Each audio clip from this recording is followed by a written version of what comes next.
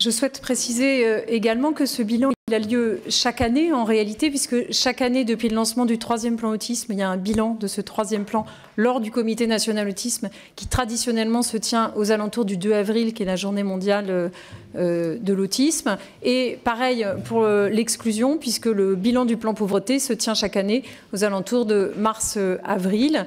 Et donc, je crois que c'est une bonne chose que les parlementaires aient accès à l'ensemble de ces bilans de façon directe. Alors, concernant l'autisme, je vais regrouper les réponses sur l'autisme parce qu'il y en a eu beaucoup et commencer dans l'ordre donc par le diagnostic. La question du diagnostic, vous en avez tous parlé. Effectivement, la priorité du 3e plan autisme, c'est d'organiser le diagnostic précoce. Il faut quand même dire une chose. Tous les diagnostics d'autisme ne sont pas équivalents, c'est-à-dire qu'il y a des diagnostics qui peuvent se faire de façon simple et il y en a d'autres qui sont extrêmement complexes. Un diagnostic d'autisme, ce n'est pas comme un diagnostic de grippe ou de septicémie, c'est beaucoup plus compliqué, ça nécessite plusieurs types de professions en même temps et donc ça ne se fait pas en une consultation. Et c'est parce que les possibilités sont extrêmement hétérogènes. D'ailleurs, c'est pour ça qu'on dit des troubles du spectre autistique. C'est parce qu'il y a vraiment plein de possibilités différentes. Ceci étant dit, donc l'organisation actuelle repose en partie sur les centres de ressources autisme, avec donc des disparités selon les régions, selon ces centres. C'est la raison pour laquelle Marisol Touraine et moi-même avons demandé à l'Inspection générale des affaires sociales de travailler sur ce sujet. Ils ont rendu leur rapport qui est extrêmement bien fait, extrêmement complet et qui fait un certain nombre de propositions. Ce rapport, je vais le regarder, bien sûr, moi je l'ai déjà regardé, mais je veux étudier l'ensemble des propositions avec les acteurs avec lesquels on travaille au quotidien sur ces sujets-là, et en particulier les associations représentatives et le comité de suivi du plan autisme. Et donc, ce travail-là de mise en œuvre des propositions, il va se faire en mai et juin avec l'ensemble des acteurs concernés. Parce qu'encore une fois, dans les politiques que je mène, je n'ai pas l'habitude de décider seule avec l'administration dans mon ministère, mais bien au contraire de travailler avec l'ensemble des personnes concernées, y compris des personnes autistes elles-mêmes. Et je crois que c'est extrêmement important. Et donc, ça nous permettra... Mais grosso modo, les voies d'amélioration, c'est quoi? C'est que les centres de ressources autisme soient réellement des centres de second recours quand il y a des diagnostics complexes. Mais il faut développer les équipes de proximité dans chaque département qui permettent un recours à proximité du domicile des gens. Des équipes de proximité labellisées centres de ressources autisme pour que les gens sachent où s'adresser. C'est déjà fait dans certains territoires, mais c'est très inégal suivant les territoires. Et donc l'objet, il est bien d'avoir plus d'homogénéité et puis de développer les liens qu'il peut y avoir entre ces centres de diagnostic autisme et évidemment les MDPH, les ARS, mais aussi l'éducation nationale. Tout ça, c'est une affaire aussi de réseau. Après, il y a la question de la forme, la structure exacte de ces centres de ressources autisme. Il y a eu beaucoup d'encre qui a coulé sur le sujet parce que certains sont rattachés à des hôpitaux, d'autres pas. C'est du médico-social, mais c'est raccroché au sanitaire. Il y a beaucoup de débats là-dessus. Moi, ma position, c'est que sur la question du diagnostic, de toutes les façons, il y a besoin des médecins. Et donc, s'il y a bien une question dans l'autisme où il y a besoin de la médecine et du sanitaire, c'est bien la question du diagnostic, ne serait-ce parce qu'il y a des examens à faire qui ne peuvent se faire qu'en milieu sanitaire, comme des électroencéphalogrammes, des IRM, etc. Et donc, il y a besoin de ça. Et en même temps aussi, il y a besoin de diverses compétences qui ne sont pas du tout médicales et pas du tout sanitaires. Donc, on voit bien qu'il faut l'ensemble de tout ça. Et je suis très attachée aussi au rôle des familles et des personnes autistes elles-mêmes dans la gouvernance et la composition des CRA, parce que les centres de ressources autisme, ils sont aussi là, notamment pour organiser les formations à la fois pour des professionnels, mais aussi pour les familles. J'en profite pour vous dire que la formation des familles et des aidants, notamment dans le domaine de l'autisme, à la fin 2016, il y en aura 5000 qui auront été formés par les centres de ressources autisme.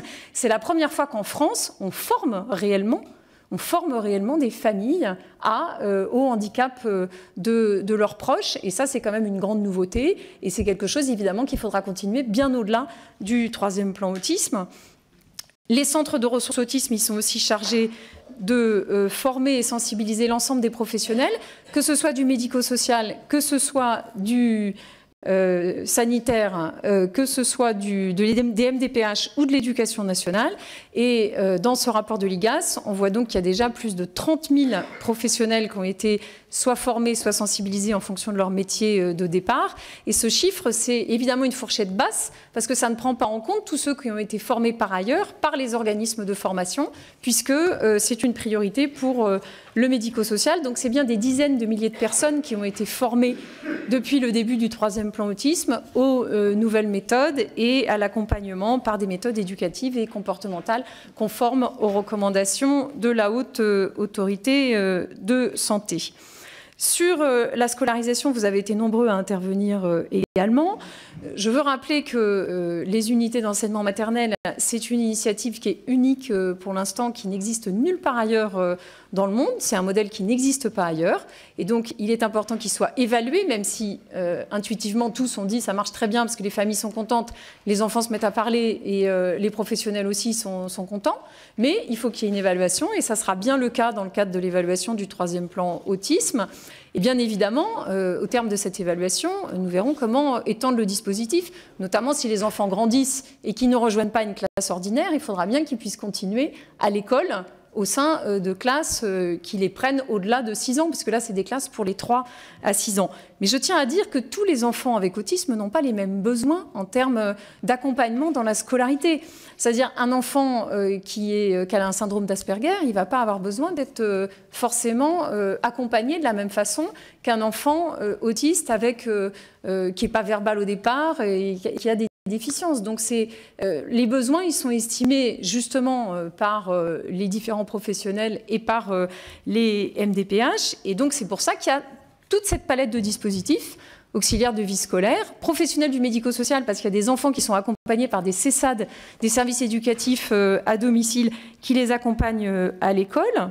Et donc les classes aussi spécialisées que vous avez citées.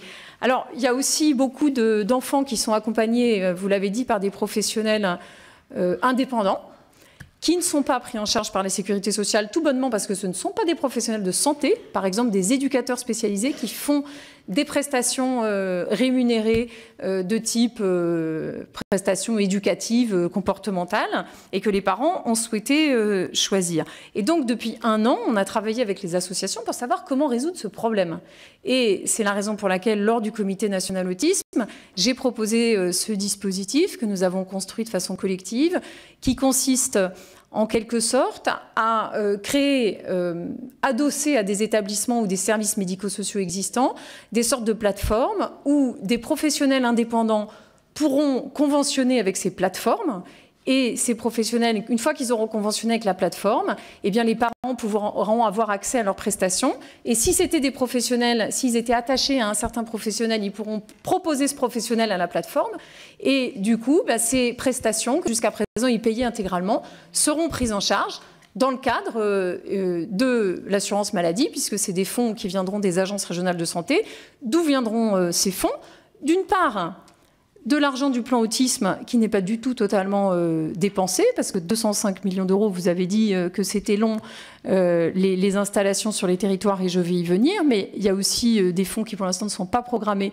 Et donc, moi, j'ai dit que ces plateformes étaient une priorité, et c'est dans la circulaire budgétaire qui est partie aux agences régionales de santé, et également les 15 millions d'euros, le fonds d'amorçage pour la Belgique, puisque ça peut aussi éviter qu'il y ait certains enfants qui partent en Belgique. Concernant l'ouverture de places et le fait qu'il y ait effectivement beaucoup de familles en attente et le fait que vous constatiez les uns et les autres une lenteur, oui, c'est long d'ouvrir des établissements médico-sociaux. Je crois que ici, en tout cas pour certains d'entre vous, vous avez voté la loi HPST et donc vous avez souhaité qu'il y ait la mise en œuvre d'appels à projets pour l'ouverture d'établissements et de services médico-sociaux. Ces procédures sont extrêmement lourdes Moi, je ne remets pas ça en cause, c'est la loi. Mais c'est lourd et ça prend extrêmement de temps. C'est-à-dire que quand on veut, par exemple, ouvrir un IME, entre le moment où il y a la fenêtre pour déposer les dossiers et le moment où vous avez l'IME, il y a 5 ans. C'est ça la réalité. Et donc, qu'est-ce que j'ai demandé aux ARS pour pallier à ce problème? C'est de procéder, dans tous les cas où c'était possible, par extension de place. Parce que quand on procède par extension de place, et on a le droit de le faire dans les limites de 30% du nombre total de places, et bien ça, on peut le faire dans l'immédiat. On n'est pas obligé de passer par l'appel à projet.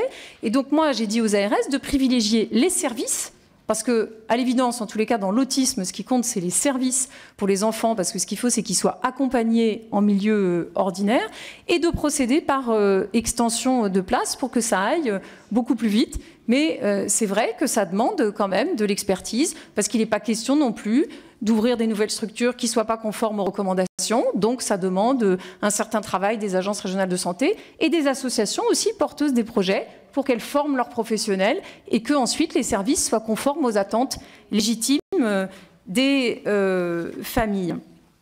Donc, concernant l'autisme, je veux aussi vous parler de l'emploi, puisque il y a la scolarisation, il y a la formation professionnelle, il y a les études supérieures, et ça c'est vrai pour toutes les formes de handicap, et l'emploi c'est vrai aussi pour toutes les formes de handicap. Mais ça peut être vrai en particulier dans l'autisme, puisqu'on sait très bien que c'est un handicap qui handicap finalement les relations sociales. Et donc pour trouver un emploi, quand on a un handicap des relations sociales, pour faire un CV, pour passer un entretien d'embauche, c'est extrêmement compliqué. Et donc il y a un certain nombre de pays qui ont déjà, qui se sont engagés dans cette voie, et où par exemple certaines filières professionnelles, eh bien, les employeurs recherchent plus spécifiquement des personnes avec autisme, précisément parce qu'elles savent qu'elles vont être plus compétentes dans ce domaine-là, l'informatique ou d'autres. Et j'ai donc demandé à quelqu'un qui est spécialiste de la question, qui s'appelle Joseph Chauvanec, qui vit lui-même avec une forme d'autisme, il va faire une mission auprès de moi à mon cabinet pour travailler justement à me faire des propositions sur l'insertion des personnes handicapées dans l'emploi et en particulier des personnes avec autisme, parce qu'il étudie cette question depuis des années, parce qu'il a en tête les comparaisons justement européennes et avec les autres pays, mais c'est des choses qui avancent progressivement. Par exemple, à l'université de Rouen, il y a 50 étudiants qui, en tout cas parmi ceux qui sont diagnostiqués, il y en a 50 qui sont déclarés avec autisme. 50 tout de même. Donc on voit que c'est possible à partir du moment où on se donne des orientations claires. Et de parler d'université, ça permet de faire le lien avec la formation initiale de certains professionnels, parce que autant dans le secteur médico-social, les travailleurs sociaux, les écoles du travail social, donc je leur ai demandé clairement, j'ai fait un audit en fait sur le contenu sur l'autisme dans toutes les écoles du travail social. L'analyse est en cours et il y aura des recommandations qui sortiront derrière pour les écoles du travail social. Autant pour les universités, vous le savez très bien, vous avez aussi établi l'autonomie des universités. Et même au-delà de l'autonomie des universités, de toutes les façons, les programmes de formation, enfin les programmes qui sont dispensés dans les universités, ce sont les professeurs qui les décident et qui les dispensent. Donc, je vois M. Fasquelle qui n'est pas content, mais je comprends votre contrariété. Mais laissez-moi dire exactement où on en est de ce point de vue-là. Par exemple, sur la question des médecins. Sur la question des médecins, j'ai regardé attentivement, moi-même, le référentiel qui concerne l'enseignement de psychiatrie pour les étudiants en médecine, tout confondu. Les généralistes, les psychiatres, tout le monde. Ce n'est pas pour ceux qui sont déjà en cours de spécialité, c'est le référentiel pour ceux qui sont en 5e année, 5e, 6e année. Ce référentiel, vous pourrez le regarder, Monsieur Fasquelle, je pense que vous serez d'accord avec moi, pour dire que sur cette partie-là des études, il n'y a rien à y redire, tout est très bien explicité, les troubles envahissants du développement, les troubles du neurodéveloppement, dont fait partie l'autisme, avec les causes génétiques, les causes environnementales, les causes qu'on ne connaît pas encore, et les accompagnements éducatifs à mettre en œuvre. Tout cela est dans le référentiel. Ensuite, il y a, là où il y a des interrogations, c'est plus sur les maquettes de spécialisation, et en particulier de pédopsychiatrie. Et ces maquettes sont en refonte actuellement de façon globale dans le cadre de la réforme des études médicales. Et c'est donc l'occasion d'en parler avec les spécialistes, les professeurs de pédopsychiatrie qui travaillent sur le sujet. Et donc c'est un travail qui est bien sûr en cours avec le ministère de l'Enseignement supérieur et de la Recherche. Donc je vous ai dit pas mal sur l'autisme, donc je vais élargir à d'autres formes de handicap et notamment je veux maintenant vous parler des ESAT parce que vous avez été nombreux à parler de la question des établissements et services d'aide par le travail et donc je veux vous indiquer que nous sommes actuellement dans une grande réforme de ces établissements et services d'aide par le travail. Cette réforme, elle correspond exactement à ce que nous faisons sur l'accès à l'emploi en milieu ordinaire. Je m'explique. Vous avez été nombreux à dire sur ces bancs-là qu'il n'y avait pas de nouvelles places ouvertes en ESAT. Alors, c'est exact. Il n'y a pas eu de nouvelles places, il n'y a pas eu d'ouverture de nouvelles places en ESAT. En revanche, il y a eu un certain nombre de choses que vous n'avez peut-être pas vues, parce que ça peut paraître technique au premier abord. On a transféré les crédits des ESAT qui auparavant étaient des crédits État, qui à partir de 2017 seront des crédits ONDAM. Et dans le même temps, on a donc, vous l'avez signalé, généralisé la façon de procéder par les contrats pluriannuels d'objectifs et de moyens. Pourquoi? Parce qu'on souhaite justement que les ESAT ne soient pas quelque chose de séparé par rapport au reste et que ça soit inclus dans un parcours global. Les établissements d'aide par le travail, actuellement, il y a des gens, ils y restent 40 ans. C'est peut-être pas forcément la meilleure façon de faire, surtout qu'il y a énormément de travailleurs en ESAT, sachez-le, qui seraient partants, et d'ailleurs ils font des formations et ils obtiennent des diplômes, et il y en a beaucoup d'entre eux qui seraient partants pour aller en milieu ordinaire, mais pas forcément pour toute la vie. Ils peuvent aussi aller en milieu ordinaire pendant un temps, parce qu'ils sont en capacité de le faire pendant un temps, et ensuite, ils aimeraient bien pouvoir revenir en ESAT. Il faut qu'on crée plus de mobilité dans ces établissements. C'est tout l'objectif d'un amendement qui est porté dans le cadre de la loi travail pour créer un droit au retour. C'est-à-dire que les gens puissent, sans crainte, quitter un établissement d'aide par le travail, aller travailler en milieu ordinaire parce qu'ils ont été recrutés, ils ont une offre d'emploi. Et si jamais, à un moment donné, leur handicap devient trop prégnant ou que leur état de santé s'aggrave, qu'ils puissent avoir un droit au retour et qu'on ne leur dise pas « ben non, monsieur ou madame, votre place a été prise ». Donc ce droit au retour, c'est essentiel. De la même façon, nous voulons donc développer dans ces établissements ce qui se fait déjà. Vous savez qu'il y en a un certain nombre qui font de l'accompagnement hors les murs, c'est-à-dire qu'ils ont des chantiers qui se font en dehors des murs de l'établissement et ça permet notamment à certains travailleurs qui ne sont pas des salariés puisqu'ils n'ont pas ce statut-là de pouvoir s'habituer au milieu ordinaire. Et l'idée, c'est bien de pouvoir, à terme, développer des services d'accompagnement en milieu ordinaire. Parce qu'actuellement, en France, il n'y a pas réellement de services d'accompagnement à l'emploi en milieu ordinaire. Et ça peut s'appliquer aussi bien à ceux qui sont en ESAT et qui pourraient donc être accompagnés en milieu ordinaire à l'extérieur, mais ça s'applique aussi à bon nombre de travailleurs handicapés qui ne sont pas en ESAT et qui n'arrivent pas à être dans l'emploi parce qu'ils n'ont pas besoin d'une adaptation de poste de type adaptation physique, par exemple dans le handicap psychique, et pour un certain nombre dans le handicap mental, c'est vrai aussi, ils ont besoin d'un accompagnement humain, non pas tous les jours, mais une fois de temps en temps, quand il se passe quelque chose de particulier. Et il y a aussi les entreprises qui peuvent avoir besoin de cet accompagnement humain. Nous négocions donc avec l'AGFIP et le FIP pour développer ces prestations d'accompagnement dans l'emploi pour les personnes handicapées. Mais moi, mon souhait, c'est qu'il y ait à la fois cet accompagnement développé par les professionnels des ESAT pour accompagner dans l'emploi ordinaire et aussi à l'extérieur, donc par l'AGFIP et le FIP pour des travailleurs qui ne sont pas en ESAT et qui ont besoin d'avoir un accompagnement humain. Pour ce qui est alors j'ai parlé des ESAT, je veux revenir un petit peu sur la question du nombre de places et notamment du nombre de places dédiées à l'autisme, parce que c'est vrai qu'il y a un nombre insuffisant de places, c'est bien pour ça qu'il y a un plan autisme et c'est pour ça que nous essayons de le déployer le plus rapidement possible avec les extensions. Mais je veux préciser aussi qu'il y a un certain nombre d'enfants et d'adultes avec autisme qui sont accompagnés dans des établissements ou dans des services qui ne sont pas étiquetés autisme. et donc où il n'y a pas forcément l'accompagnement idoine. Et l'idée, c'est bien d'améliorer cet accompagnement d'établissements qui en fait accueillent des enfants autistes, mais qui ne sont pas étiquetés autistes, donc, enfin les établissements. Et dans l'argent du plan autisme, il y a 38 millions qui sont réservés à l'amélioration de la qualité de l'offre.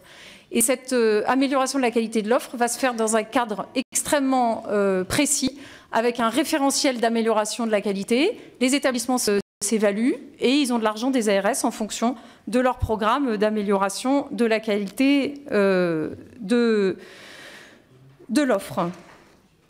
J'en viens, j'ai parlé un peu d'emploi accompagné. Vous avez été nombreux à dire aussi comment faire les personnes handicapées, notamment les personnes handicapées mentales, mais aussi le handicap psychique.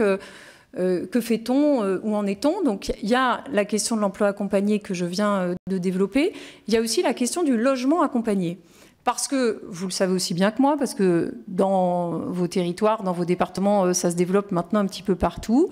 Il y a un certain nombre de personnes handicapées qui sont très demandeuses d'être en logement autonome, qui n'ont pas spécialement envie d'aller dans un foyer de vie ou dans un établissement, mais qui aimeraient bien pouvoir être dans un logement autonome, mais à condition d'avoir d'abord que ces logements leur soient effectivement accessibles, et puis aussi qu'ils soient accompagnés, parce qu'effectivement, ils ne sont pas suffisamment autonomes pour y être seuls.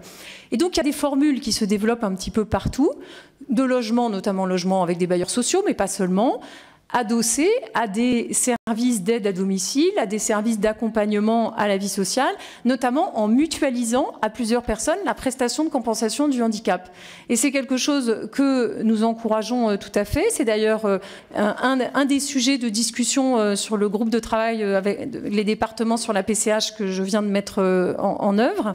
Et c'est aussi un sujet que je travaille avec la ministre du Logement pour donner une nouvelle impulsion justement à ces créations de logements accompagnés qui permettent à des personnes handicapées dont on pensait jusqu'à présent qu'obligatoirement elles devaient être en établissement.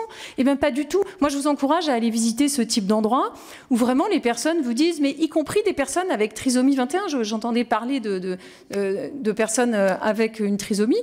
Eh bien oui, il y en a qui sont en logement dans leur studio, dans leurs 2 pièces, mais avec un accompagnement adapté. Et même certaines ont donc du coup un emploi en milieu ordinaire. Oui, ça arrive aussi. J'ai visité récemment un endroit comme ça.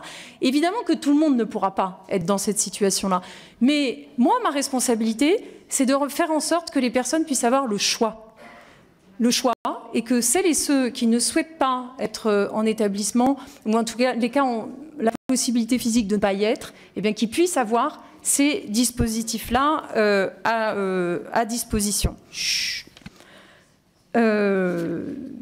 Sur la question de la Belgique, puisque vous avez été nombreux aussi à évoquer la question des personnes handicapées hébergées en Belgique, que ce soit des enfants comme les adultes. Je vous rappelle les chiffres.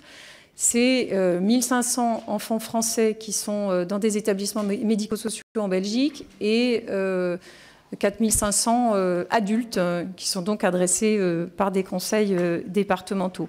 Il y a quelques mois, j'avais annoncé avec Marisol Touraine la fin des départs forcés en Belgique et un fonds d'amorçage de 15 millions d'euros. Où est-ce que nous en sommes ?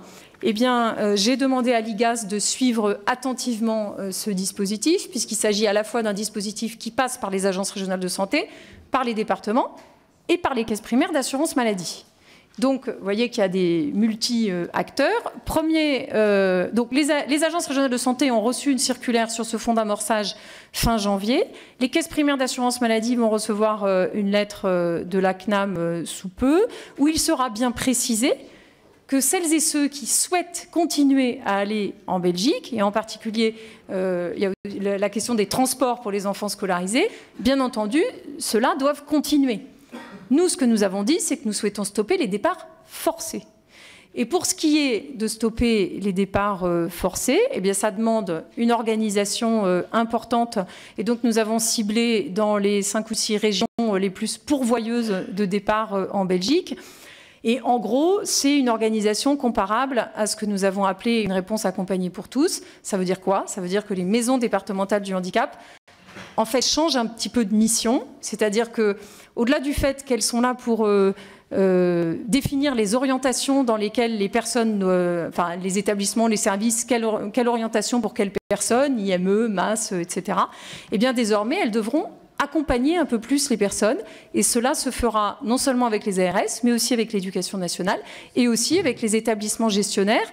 Je ne sais pas si vous le savez, mais dans l'état actuel en France, dans l'état actuel du Code de l'action sociale et des familles, qui décide si une personne est acceptée ou pas dans un établissement médico-social? Le directeur de la structure. Il a tous les droits, il ou elle.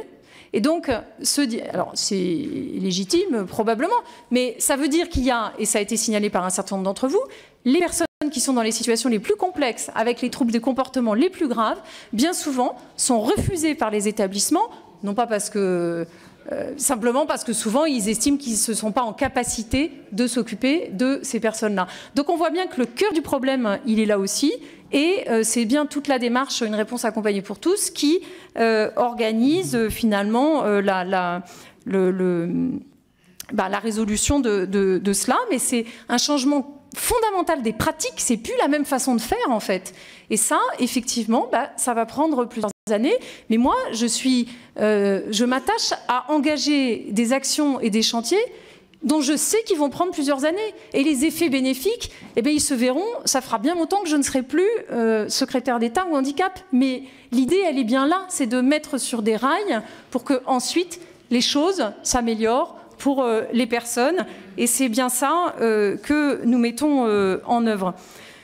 Je veux aussi revenir sur la question de l'aide sociale à l'enfance et du lien avec le handicap, puisque ça a été évoqué par plusieurs d'entre vous. Effectivement, vous le savez, surtout ceux qui sont élus départementaux, il y a des liens importants entre... il y a à peu près 30% des enfants qui sont pris en charge à l'aide sociale à l'enfance qui, en fait, sont des enfants avec handicap. Et ce qui a été constaté, c'est qu'il y avait probablement un manque de formation des différents professionnels aux questions du handicap et aux questions de l'autisme en particulier. Et ce que nous avons souhaité faire avec l'ensemble des parties prenantes, et en particulier donc avec le ministère de la Justice et le ministère de l'Enfance et des Familles, ça a été de créer un véritable plan d'action aide sociale à l'enfance et handicap pour justement remédier à ces manques, à la fois en termes de formation des professionnels, mais aussi quels experts sont demandés par les tribunaux dans tel et tel cas. Donc ce plan d'action, il est maintenant annexé au 3e plan autisme, c'est la fiche, je ne sais plus numéro combien, 38 peut-être bien. Donc c'est tout à fait public, ce plan d'action il sera mis en œuvre rapidement. Et bien sûr, il y aura un suivi de ces mesures. Je sais que je suis longue, Madame la Présidente, mais il faut dire qu'on m'a posé beaucoup de questions. Non, prenez votre temps. J'avais dit 12h30, donc on est absolument dans les temps. Je veux aussi vous redonner quelques éléments, puisqu'il a été parlé, il a été évoqué la question du packing et de la maltraitance dans des établissements. Je voudrais rappeler que j'ai annoncé il y a déjà plusieurs mois avec Marisol Touraine le fait qu'il va y avoir des inspections dans les hôpitaux de jour de pédopsychiatrie, et ces visites commencent en 2016. Elles n'ont pas encore commencé, je suis parfaitement transparente avec vous, mais je peux vous dire que fin 2016, je ferai un bilan avec Marisol Touraine pour savoir où ça en est, premier élément. Et deuxième élément, dans la circulaire qui vient de partir aux agences régionales de santé, il est bien précisé des éléments sur la maltraitance, et il est bien précisé que le packing fait partie des maltraitances et que donc, lors de la signature des contrats pluriannuels d'objectifs et de moyens avec les établissements, eh bien, il faut vérifier que les établissements ne font pas ces pratiques de maltraitance comme le packing. Ça paraît tomber sous le sens, mais c'est mieux de l'écrire dans une circulaire. Pour ce qui concerne la dépakine ou l'acide valproïque, ça c'est le collègue Gérard Bapt. Je dis collègue parce qu'il est médecin et moi aussi, hein, mais on n'est plus collègues ici. Mais il est parti, mais je vais quand même y répondre. Il y a eu un rapport IGAS sur le sujet et le fait effectivement qu'il y ait certains médicaments pris pendant la grossesse qui puissent augmenter le risque de troubles envahissants du développement chez les enfants, eh bien, d'abord, ça va être pris en compte dans les nouvelles recommandations diagnostiques de la Haute Autorité de Santé. Je vous rappelle que j'ai demandé qu'il y ait des nouvelles recommandations diagnostiques parce qu'elles dataient de 2005 et que justement, comme le diagnostic est une question cruciale, il faut qu'il y ait des nouvelles recommandations pour faciliter les choses. Bien sûr, la question des médicaments et en particulier de la dépakine sera pris en compte, et il y a également une filière sanitaire de vigilance qui est mise en œuvre, ainsi que l'information de tous les prescripteurs par l'ANSM. Sur la question de la recherche concernant l'autisme, il y a en France foison de nouvelles recherches, et il faut que vous sachiez qu'il faut qu'on soit fiers, parce que l'équipe qui a trouvé les premiers gènes de l'autisme, elle est française, c'est l'Institut Pasteur. Et donc, quand on voit la France, 40 ans de retard sur l'autisme et tout, oui, dans certains domaines, probablement, mais il faut aussi qu'on sache défendre la réalité. C'est l'équipe de Thomas Bourgeron à Pasteur qui a découvert ces premiers gènes et qui travaille dessus. Et il y a des équipes dans toute la France qui travaillent sur ces sujets. Alors, ensuite... vous m'avez re-questionné aussi sur les ADAP, les agendas d'accessibilité programmée, et notamment sur les chiffres que j'ai donnés. Donc sur les 440 000, je veux repréciser, il y en a donc 350 000 qui sont des ADAP, et 90 000 qui ne sont pas des demandes de dérogation, mais des demandes de prorogation. C'est-à-dire que c'est en général des grosses structures qui ont besoin de plus de temps parce qu'il y a eu des appels d'offres pour déposer leur ADAP, et donc ils sont en cours d'ADAP et ils ont fait une demande de prorogation. Je n'ai pas de chiffres sur les demandes de dérogation, mais elles sont sûrement bien inférieures, mais je vais m'arranger pour avoir des chiffres que je pourrai vous donner ultérieurement. Et par ailleurs, je voulais vous dire que le décret sur les sanctions va sortir dans les semaines qui viennent, puisque jusqu'à présent, les gestionnaires de RP peuvent encore déposer leur ADAP en préfecture sans avoir d'amende, parce que nous avons retardé la sortie du décret pour qu'il y ait un maximum d'ADAP qui soit déposé. J'avais remobilisé les préfets sur cette question au début du mois de mars, et ça a marché, puisqu'il y a eu plusieurs dizaines d'ADAP, dizaines de milliers d'ADAP déposés en mars et avril. Et donc, mai-juin, le décret sur les sanctions en cas de non-dépôt des ADAP va sortir. Et ça vaut donc pour les 250 000 qui n'ont encore rien déposé. Je tiens à dire d'ailleurs, parce que la question des petites communes est revenue, nous avons été très attentifs à ce que la dotation, la DETR, la dotation d'équipement pour les territoires ruraux, soit fléchée sur l'accessibilité. Et moi, j'inaugure tous les jours, dans des petites communes, l'accessibilité de la mairie ou d'autres structures financées avec de la DETR. Donc il faut y aller, demander de la DETR à vos préfets, vous en aurez. Enfin, quand vous êtes élus locaux en même temps que députés, j'entends. Enfin, donc, je veux répondre aussi sur le